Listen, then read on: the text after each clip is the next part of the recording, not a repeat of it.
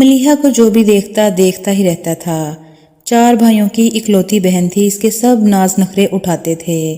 وہ اتنی پیاری تھی کہ اس کی ماں کہتی تھی کہ اس کی شادی کسی شہزادے سے ہوگی۔ ملیحہ کی سہیلیاں اس کی ہم عمر تھیں اور اس سے جلتی بھی تھیں۔ ملیحہ دل کی صاف لڑکی تھی، وہ کسی کے ساتھ لڑائی جھگڑا نہیں کرتی تھی۔ ملیحہ کی ماں نے کہا کہ شکورن خالہ آئی ہیں، دوپٹہ اوڑھ کر آنا۔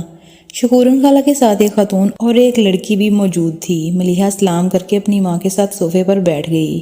وہ عورت اور لڑکی ملیحہ کو دیکھ رہی تھیں۔ تھوڑی دیر بعد ماں نے ملیحہ کو جانے کا اشارہ کیا۔ وہ معذرت کرتی ہوئی کمرے سے باہر آ گئی۔ ملیحہ کو دیکھنے والی یہ چوتھی فیملی آئی تھی۔ ملیحہ کی ماں چاہتی تھی کہ جلد ہی ملیحہ کو کوئی اچھا رشتہ مل جائے اور وہ اپنے گھر چلی جائے۔ شکورن خالہ نے کہا بہت اچھی فیملی ہے اور لڑکا بھی بہت اچھی نوکری کرتا ہے۔ وہ لوگ جاتے ہوئے ملیحہ کو پسند کر گئے، بس وہ لڑکے کا انتظار کر رہے تھے کہ وہ کیا چاہتا ہے۔ لڑکے کا نام رفاقت تھا اور اس نے ملیحہ کی تصویر کو دیکھ کر قبول کر لیا۔ رفاقت بہت خوش تھا جب ملیحہ کے گھر والوں نے بہت سارا جہیز دیا۔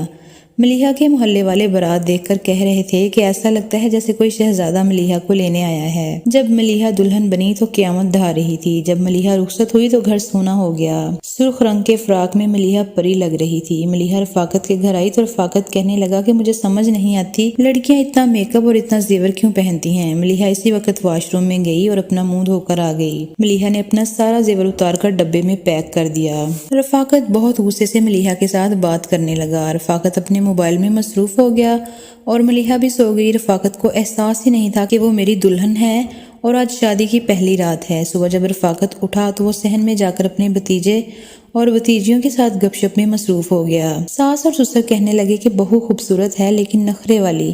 تھوڑی دیر بعد رفاقت نے آواز دی کہ اندر آؤ، مجھے کچھ بات کرنی ہے۔ رفاقت نے کہا کہ تم اتنا زیادہ میک اپ نہیں کیا کرو اور پرفیوم بھی نہیں لگایا کرو۔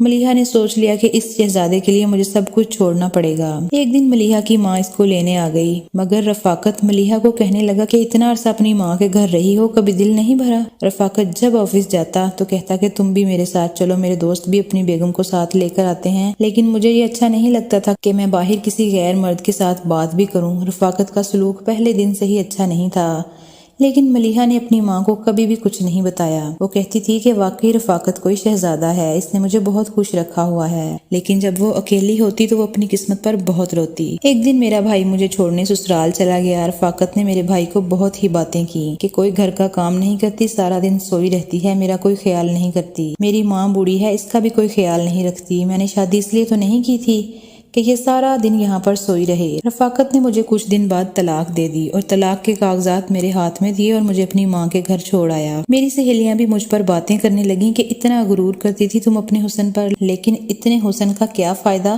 کہ تم کو تمہارے شوہر نے طلاق دے کر گھر بھیج دیا۔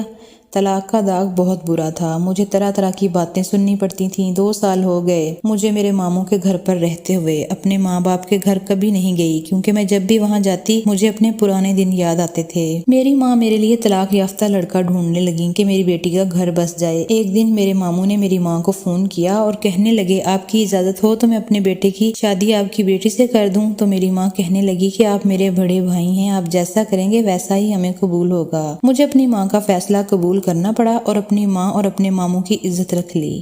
شادی کے بعد میں نے اسکول میں پڑھانا شروع کر دیا اور گھر میں رہتی تھی، اپنی مامی کے ساتھ کام کرتی۔ اللہ نے مجھے ایک بیٹا دیا، بہت ہی پیارا تھا، اور آہستہ آہستہ مجھے اپنی زندگی سے پیار ہونے لگا اور میں اپنے بیٹے اور شوہر کے ساتھ اچھی زندگی گزارنے لگی۔